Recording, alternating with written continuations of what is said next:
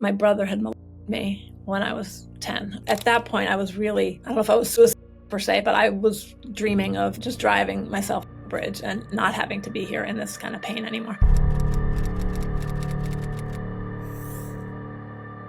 My childhood was, as far as I remembered, really charming. Loving parents, father's a doctor, mom's a psychologist, did gymnastics. I loved gymnastics. I graduated from high school. I graduated from college. My college sweetheart became my husband, had 2 beautiful girls, a successful career. Then when I was 40 years old, I ruptured a disc in my neck. Now, I wasn't doing gymnastics. It was rolling over in my sleep, which is pretty crazy. I heard this pop, and that's what woke me up. It hurt, but not as bad as it did a few hours later. I went to work, and I couldn't sit in my chair after a few minutes. I was leaning back on the back of the chair, trying to lean my head. So finally, I went home that day, and then just lay down and hoped it would just resolve and get better, because it was really starting to get really bad. And over the next 3 weeks, I was in such excruciating pain. I was starting to lose function of my left arm.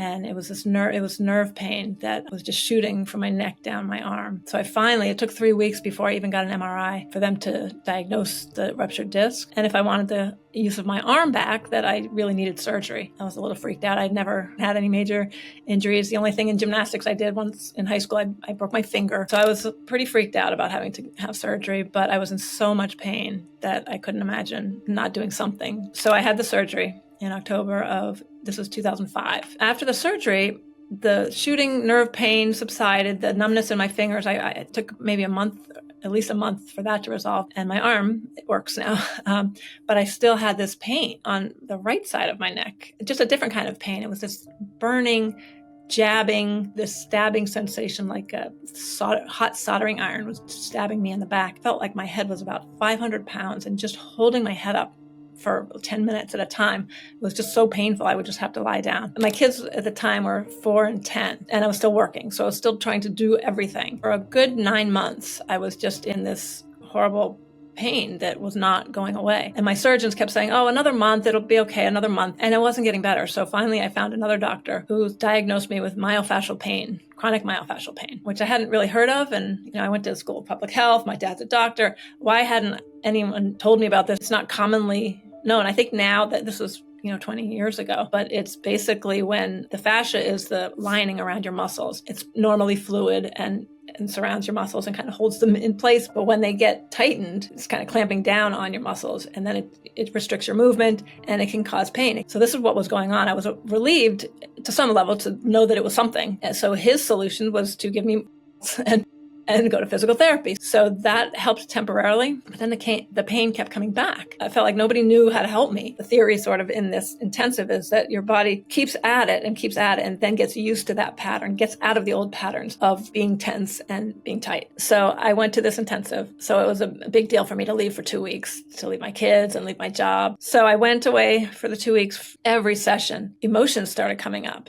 So the morning of the last day, I had a dream. When I woke up, I lay there, I opened my eyes. I literally had a tingling sensation circling my body, as if I was like a crime scene when they draw a chalk around a body. That's what I felt like. I felt like somebody was drawing a chalk line around my body. What happened was I had a recovered memory. I remembered about something that had happened to me when I was likely 10. And this was something I had no recollection of. But when I remembered, it was the clearest memory I've ever had.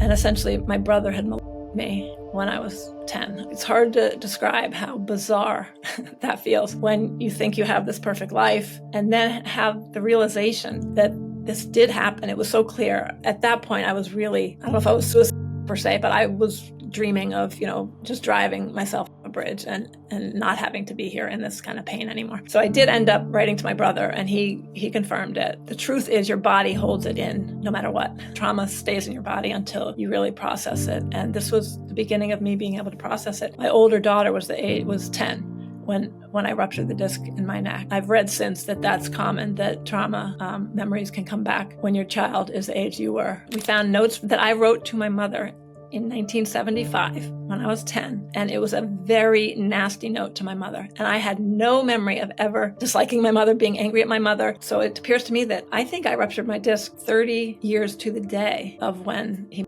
me, which is just bizarre to me because I had no conscious memory of that, and that my body may have known that was the time to bring it up to me. So that now opened my eyes to what had happened, and now started to make sense with my pain, my chronic pain. But I couldn't even say the words. It was so hard to speak these words, but I could, feel it coming up. But I did finally say it to the therapist, what the dream reminded me of. And as I was filling out some paperwork at the end of this 2 weeks session, I started feeling a little bit of it creeping back. And I was like, no, go away, go back. I had control over reducing my pain. And I knew I had the capacity to get better. So it was a one-time thing. I had fallen asleep in my brother's room. We were all close in age. I have 2 brothers, and they shared a room. I remember vividly waking up to being and thinking to myself that I'm going to pretend I'm waking up. So I started stretching. And so I was going through this whole thing in my head. I was confused and I didn't know what was going on really, but I didn't want to be there. And I got up and I left and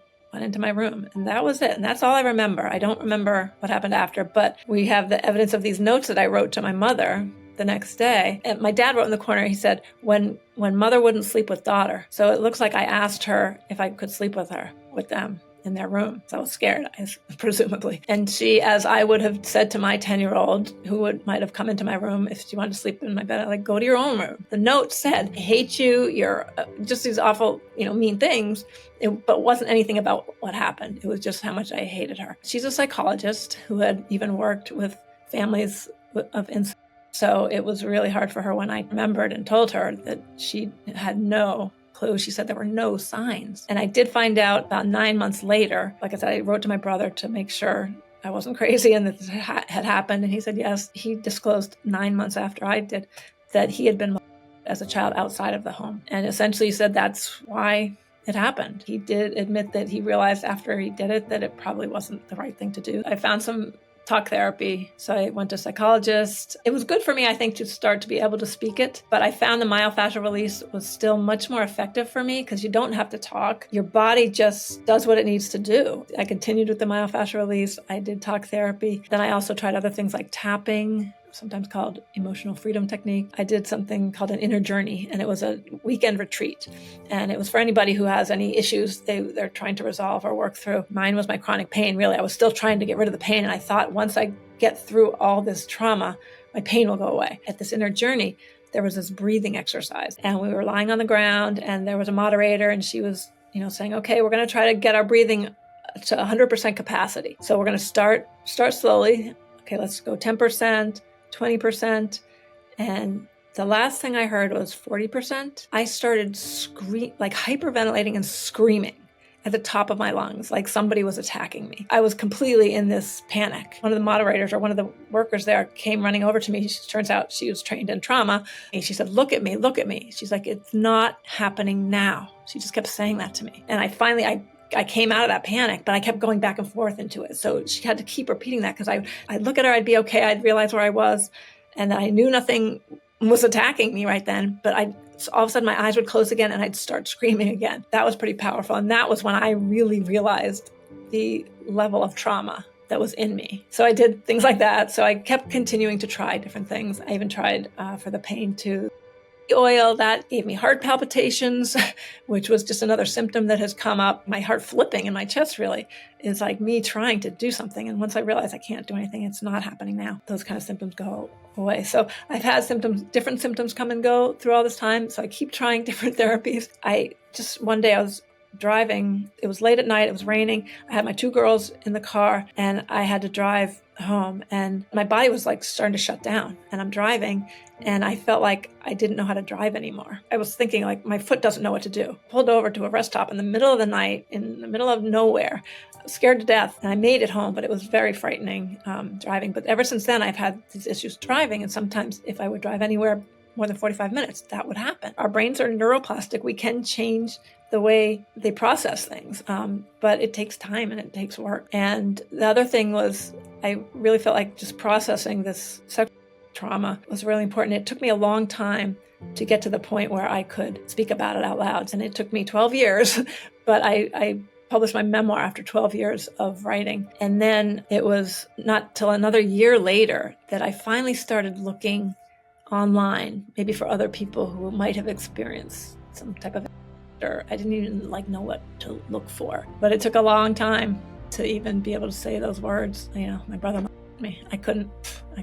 I would choke on that before if I tried to say that. My advice is, first, believe in yourself. You know the truth, and don't let others try to tell you otherwise. If you are not met with support, there is 5ways.org. We have a website, and we have an associated information hub called siblingstrauma.com, and it's got a whole lot of information. You can go there. There are hotlines there to other resources as well. Sooner you start processing it, the less severe often the impacts down the line might be. But also you have to do it when you're ready. Don't push yourself. Trust in yourself. Find others like us who have been through it too, and we get it, and we can talk to you.